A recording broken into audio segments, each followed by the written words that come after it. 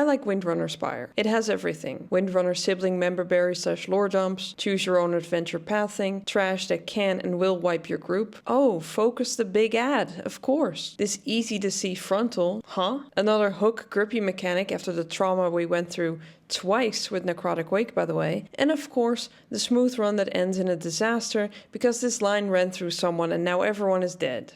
Come on, come on. Okay.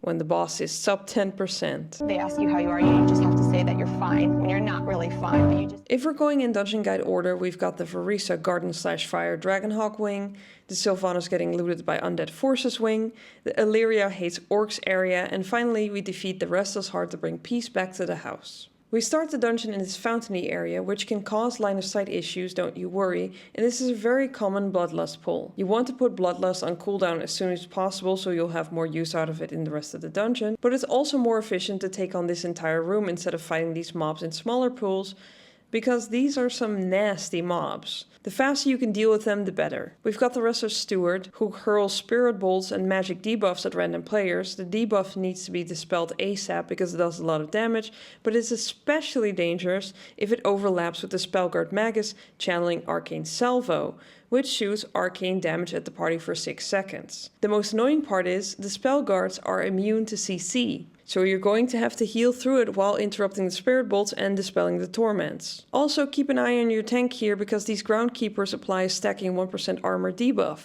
But you know, sometimes the tank has to do some accidental kiting anyway when the Magus throw up a shield zone. And sadly this only works on the caster, aka the Magus and their allies, so no free damage reduction for the group here. After you survive this pack, congratulations by the way, you can choose if you want to do the Verissa Emberdawn side first or the Sylvanas Derelict duo side.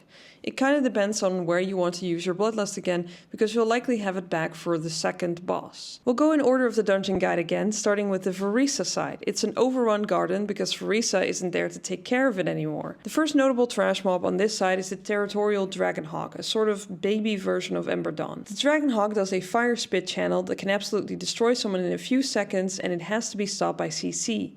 If you're a night elf, you can shadow meld it. It's especially dangerous when the Dragonhawk has this absorb shield, which also gives them a haste buff.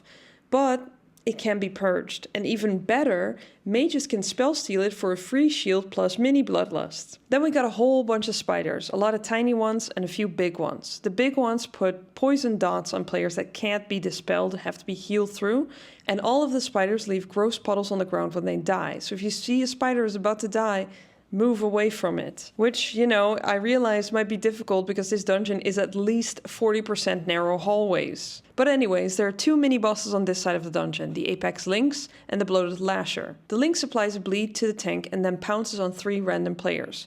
Spread out these pound circles to avoid splash damage on other people in your party and use the defensive. The Lasher does Fungal Bolt, which pelts nature damage at a random player, and then does Spore Dispersal, which does party-wide damage but also wakes up all nearby baby Lashers and empowers them to do even more melee damage.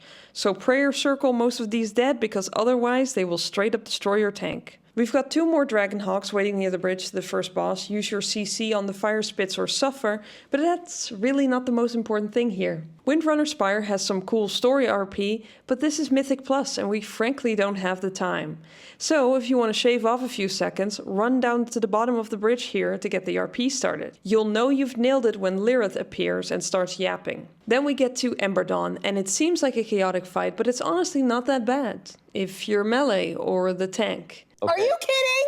That's unfair. She made those... I need to calm down. If you need to stand still to do damage or healing, have fun. The fight itself isn't mechanically complicated, it just has a tendency to get chaotic. Emberdawn puts flaming updraft dots on 2 players that put a flame patch on the ground when the dot expires. This patch has an updraft in the middle of it, and it does a lot of damage and knocks you back if you touch it. During the boss's intermission, fiery tornadoes will spawn from all of the fire patches with an active updraft, which makes placing them very important.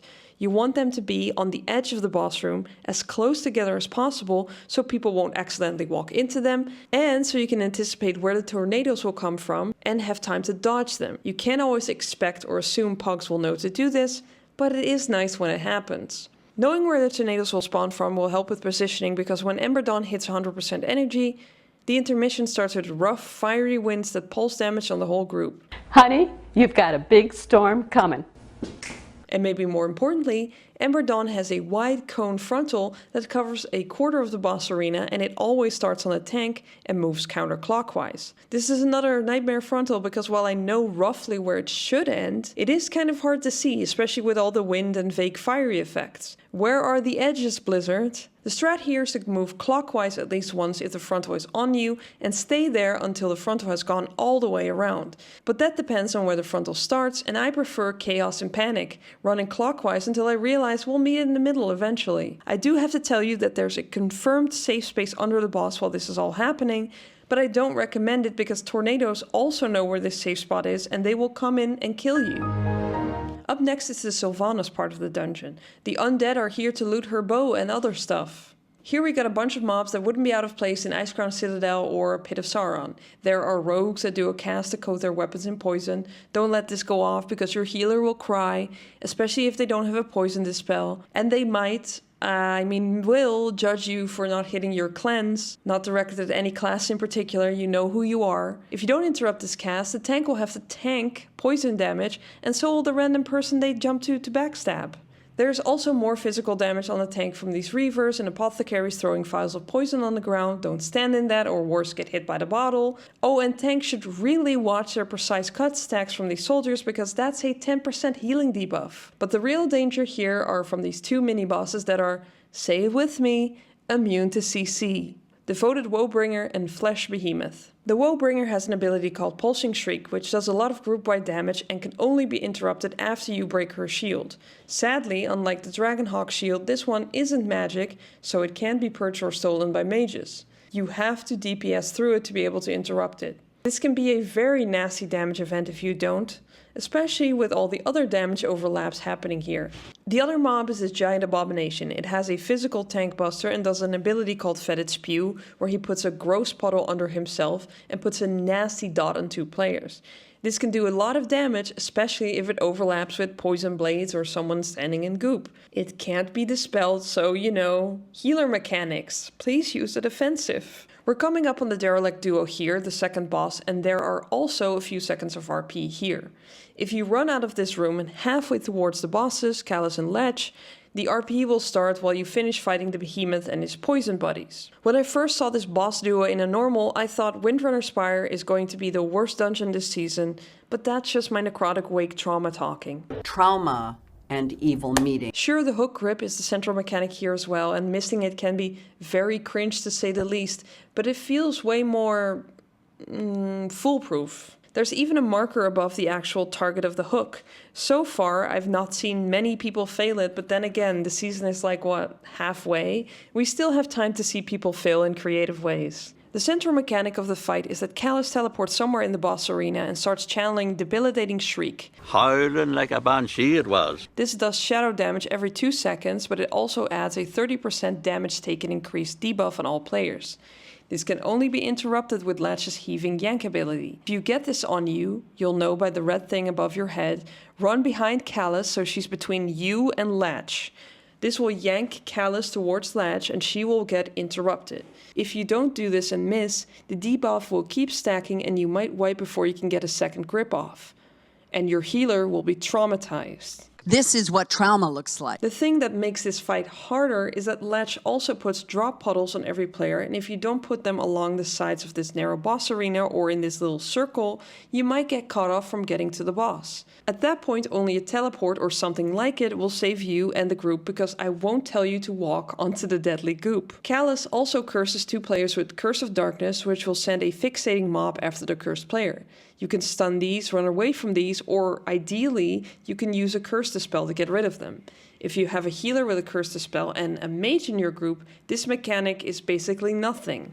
Oh, and please kill the bosses evenly because they don't have a shared health pool, and if one of them dies, the other one gets a 50% increased damage done buff every 5 seconds, and that stacks, so as long as they die within 5 seconds of each other, you should be fine. And then we get to the last trash of the dungeon before we fight 2 bosses back to back. In this outside section we've got archers that drop tiny arrow circles everywhere. This can be stopped with CC. And then we have phalanx breakers. Those last mobs are, yep, you know it, immune to CC. They have 2 annoying abilities, an erupting screech from their mount, which will spell lock you if you are casting, and a frontal where they yeet themselves toward you. You need to point this to a nearby wall so they don't move too far away from the rest of the pack, and then you can sidestep it before it hits you. And here inside we've got the last actual trash.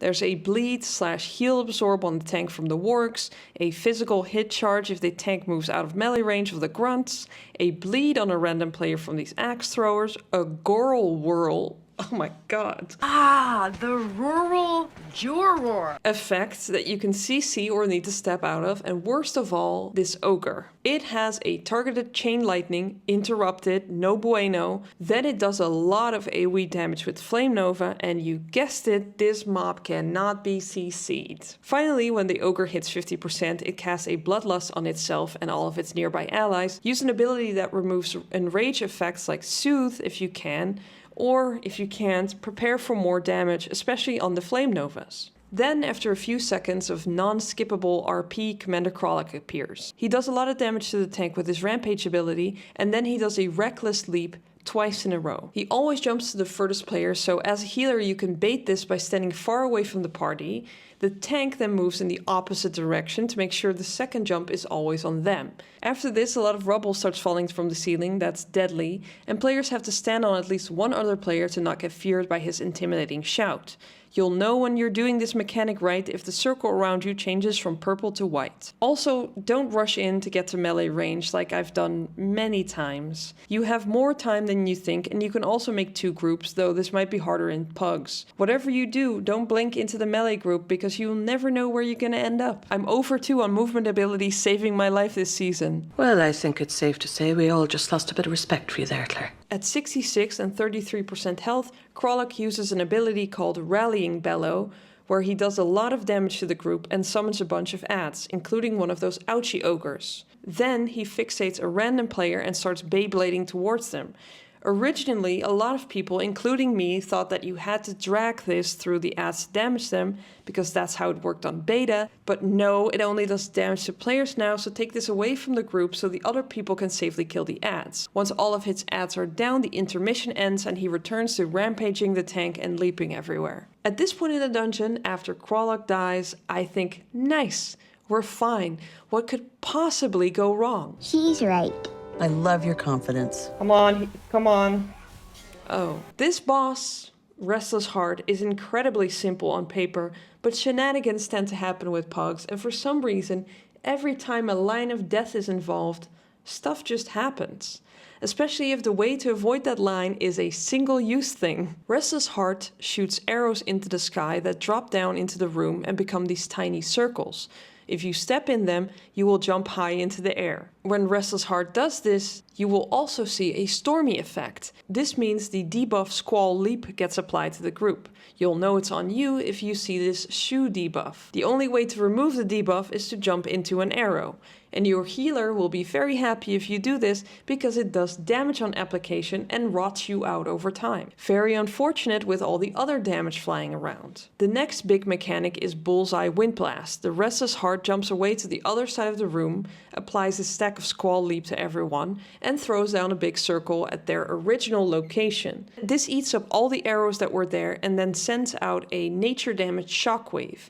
If you get hit by the wave, you will get stunned, and the damage over time from the line will kill you. Here you need to find an arrow to jump into as the line is about to hit you, but you have more airtime than you think, so you don't need to cut it that close. But if you're in a pug, make sure you pre-position clearly next to an arrow, and even then, someone might come from the other side of the room and run towards yours, even if they have other options. They're not doing this on purpose, they just didn't see you. The shockwave is nature damage, so you can use abilities like Anti-Magic Shell to walk through it, or you can teleport through it with something like a Blink, Transcendence, or Demonic Circle. If you're doing this though, remember to use an arrow later to clear your dot, or your healer will be very sad. Right, can we talk about something a bit more cheerful? If jumping into the arrow removed your Squall Leap dot, which is very likely because Restless Heart applies this like 50 times throughout the fight, a Storming Soul Front puddle will form.